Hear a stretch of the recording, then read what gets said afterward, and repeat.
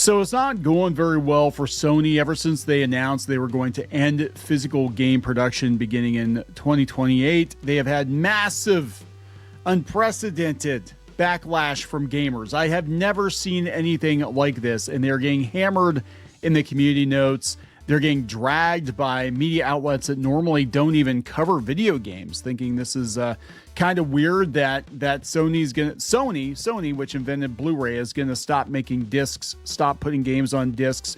We've had many people in the industry come out against this, saying this is a very bad idea, and their justification for this, internally, they're saying that the metrics show that most people are buying their games digitally, but we're finding out that's actually a lie. It's actually a lie that there was the Insomniac leak. Remember that? And they actually came out and said most of our sales are physical, because a lot of people have been leery of digital quote-unquote ownership for years now, and they've been buying hard copies of their games just in case. I know I do. A lot of times, even with Switch games, even if I download the game, sometimes if I can get the physical version cheap, I will buy it just to have it, just to make sure I have it. Not that it matters, because you have to, check your license or whatever against Nintendo's servers now. It's ridiculous, but at least with Nintendo, I will give them props for that. You get half a game on a cartridge, and apparently they're not going to get rid of cartridges yet. But I think this is going to be the new normal. And really what this comes down to is profit. It is much more profitable to monetize a digital download than it is to manufacture and ship physical media. You don't have to deal with the logistics of it. It's all about the money, right? And what they're going to do is they're going to try to justify it by saying people want digital downloads. They might to some degree, because it is convenient. But I know comics tried that bullshit too, and it didn't go very well for them, because most people still want physical media. But we're going to take a look at the community notes. We're going to take a look at the numbers, the physical versus digital downloads of some of these games. And I'm going to start actually here with Hideo Kojima, who said that he thinks this is dumb, basically. He said, today you can still download data, but at one point games will make into streaming. They will be made into streaming services like Amazon or Netflix, and companies will decide if you can play a game or not. At this point, I won't have anything of my own. The data will be somewhere in a company, and I will have the right to access it or not, depending on how much this data tab is open.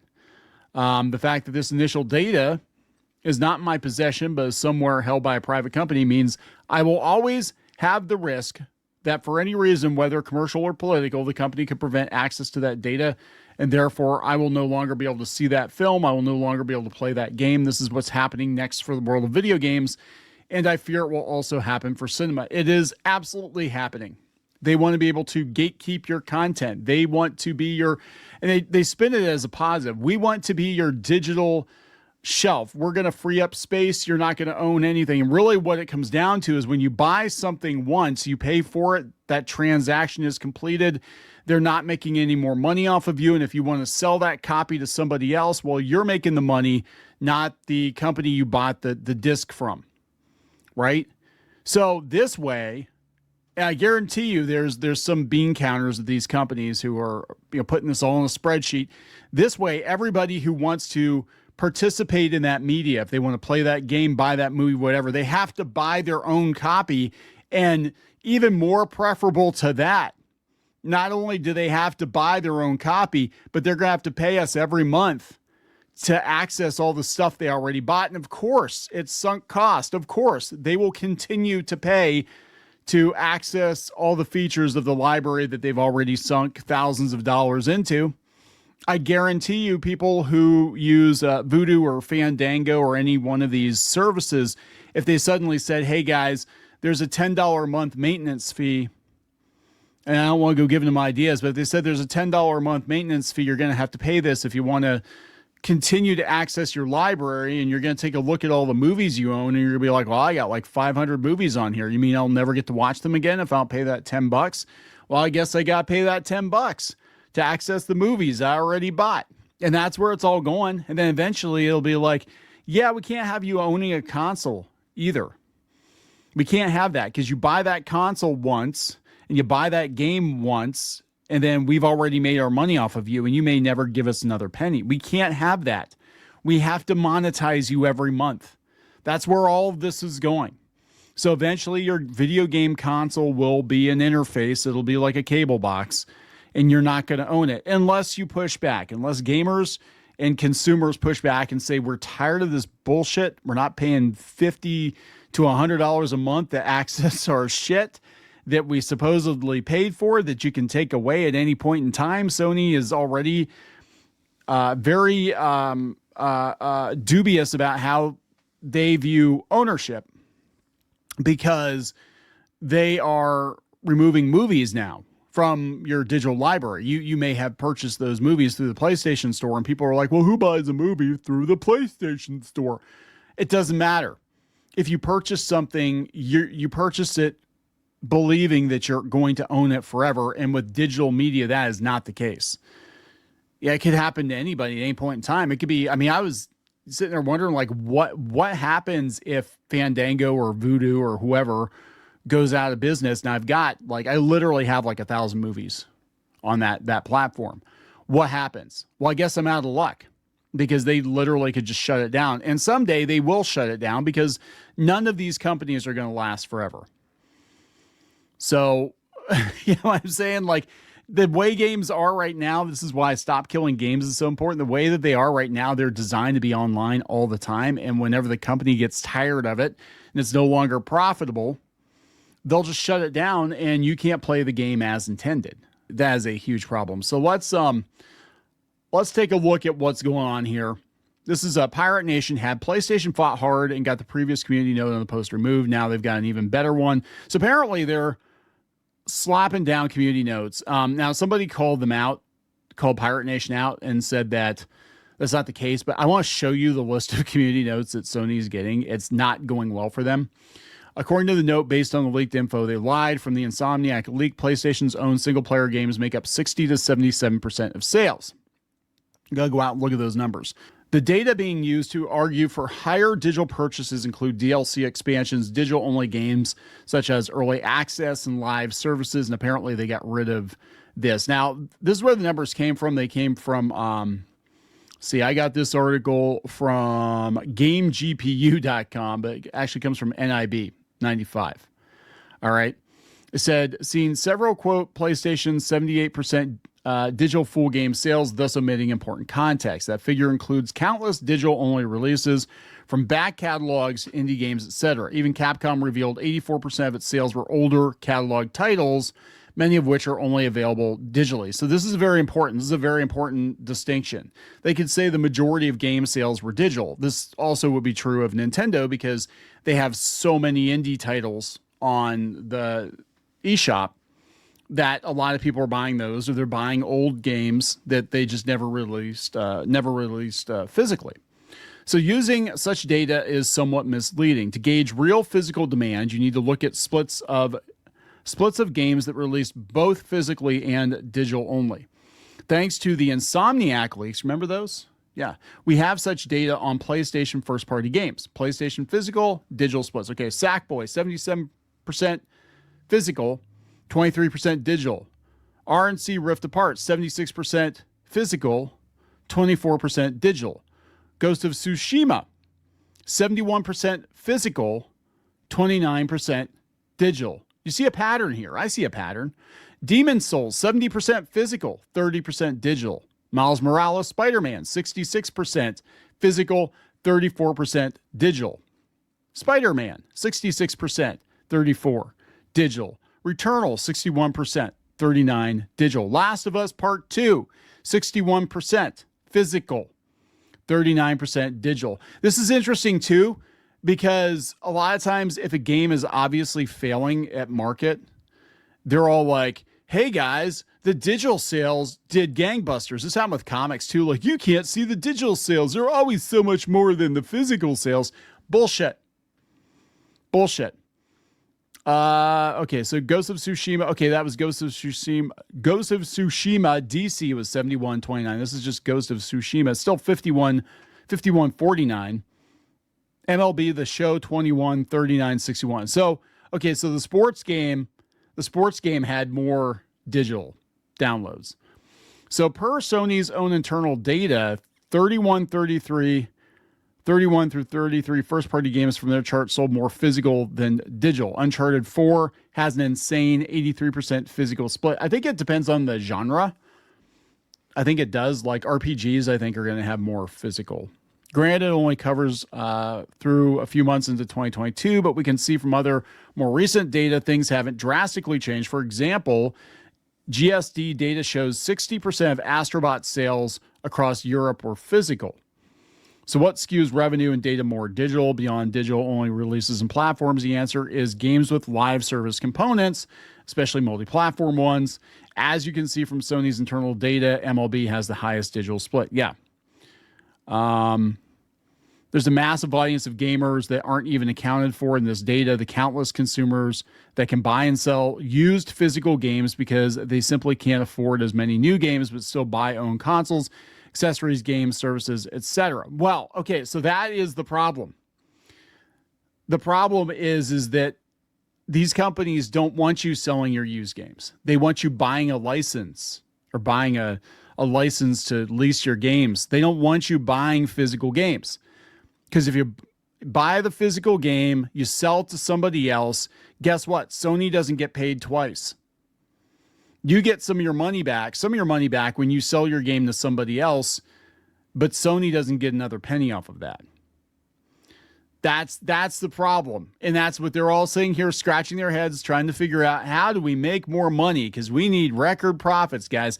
It's not enough to be sustainable anymore. It's not enough to be a sustainable business because these investors demand record profits every quarter. Most of these investors probably don't even give a shit about video games. They just thought this was a good investment to invest in a video game company for whatever reason. They just, oh, games are hot. My nephew plays video games. I'm going to invest in the video game company. All they want to see is green. They just want to see that the profit margins go up and up and up, and the profit go up and up and up, because that means their stock is worth more. That's all they care about.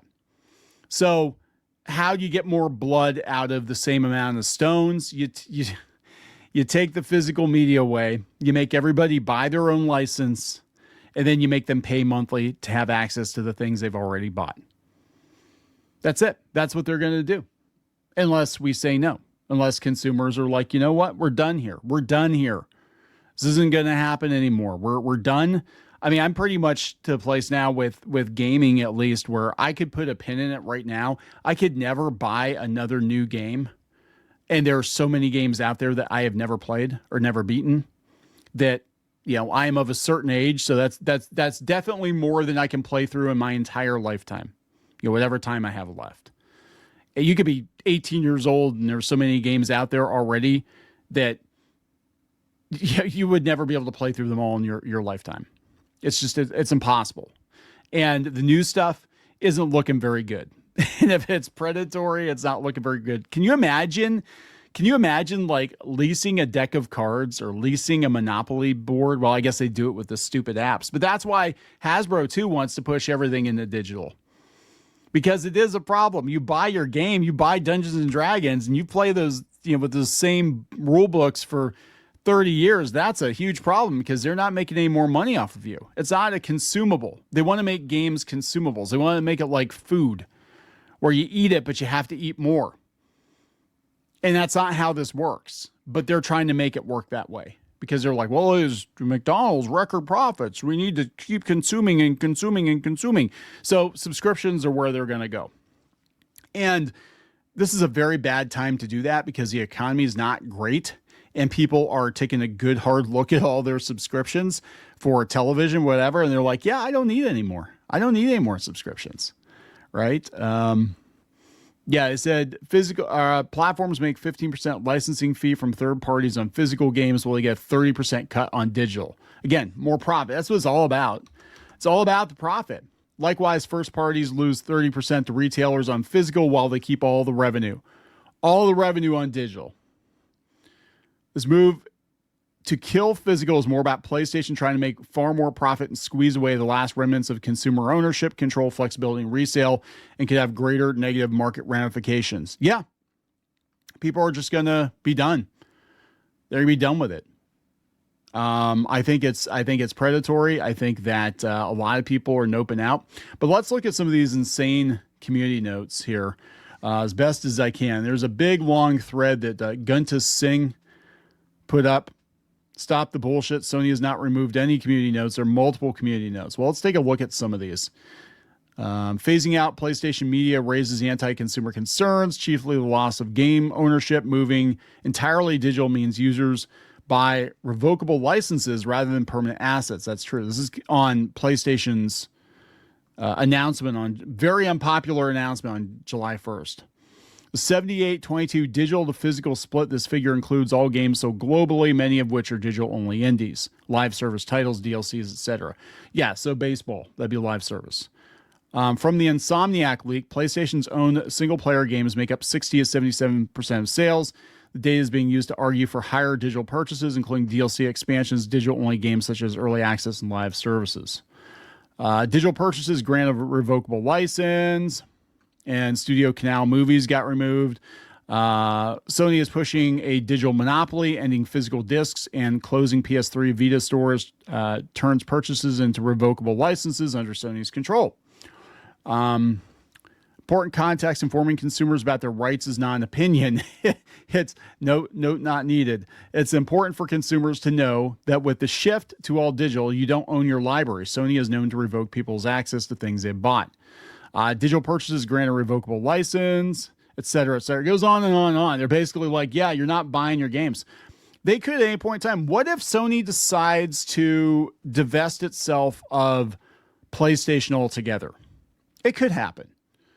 If they're like, you know what, we did video games for so many decades and we're done now. We're done here. We're not doing video games. We're losing money on video games. We're just going to stick with whatever other gizmo we're making. And it could happen. Companies have major upheaval. I mean, Sony used to be the television company. That's what people knew Sony for. And they just kept, switching to different things. So let's just assume they start making consumer products that far out shine the video game division, and they're like, let's shut PlayStation down. What happens to all the games? What if your entire PS6 library is digital? They shut PlayStation down, and half of those games or more, probably like 90% of those games, will no longer work because they shut the servers down. Everything's shut down. It's not like you can go dust off your cartridge and plug it in. It's over. Right? You still have an old TurboGrafx. They don't make TurboGrafx anymore, but you have an old TurboGrafx and you have your Hue cards. You can still play your TurboGrafx. You're not going to be able to play your PlayStation if they decide to go out of business or whatever. I mean, it's possible. Everything is possible. And consumers never used to be this distrusting. But we're talking at least a decade or more of bad will from these companies that you don't own what you actually paid for. And they all want to go in this direction because it's about maximum profit. So they have a right to be pissed. They have a right to be concerned. And of course, they're going to tell you you're crazy. They're going to gaslight you. Oh, that's stupid. We're going to be around forever. No, bullshit. We're not going to take your stuff with bullshit. Oh, you swore in a Call of Duty match? Oh my God. That's it. You're banned from the PlayStation Store ecosystem forever. And we're taking all your games. Maybe you've been playing for 20 years and you've got 20 years worth of digital assets. Well, guess what? We're taking them all because you said a naughty word in the heat of a match. You don't think it could happen? Oh, I totally think it could happen. I think this is a disaster waiting to happen. So we got to wrap it up. Please subscribe. We'll talk later.